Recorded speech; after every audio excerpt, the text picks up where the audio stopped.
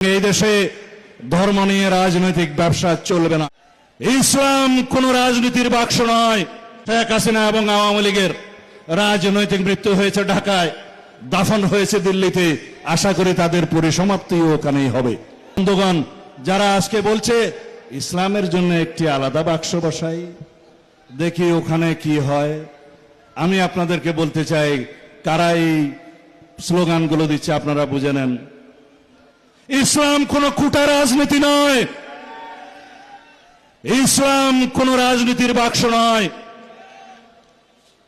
আমরা সবাই বাংলাদেশের সংখ্যাগরিষ্ঠ মানুষ মুসলিম, ইসলাম ধর্মে বিশ্বাস করি। অবশ্যই অন্য ধর্মাবলম্বী মানুষদের অধিকার সাংবিধানিকভাবে আমরা নিশ্চিত করেছি, করব ইনশাআল্লাহ। সুতরাং রাজনীতি দিয়ে ইসলামকে বিভক্ত করতে চায় যে শক্তি, সেই শক্তিকে আপনারা রাজনৈতিকভাবে মোকাবেলা করবেন ব্যালটের মাধ্যমে।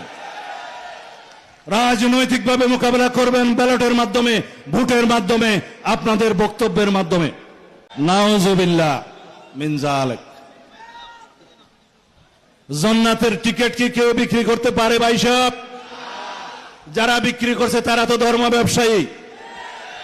যারা বলছে মসজিদ মাদ্রাসা থেকে কওমি লাইনের মৌলানা সাহেবদেরকে বের করে দেবেন ধাক্কা দিয়ে গলা, তারা কারা আপনারা নিশ্চয়ই জানেন।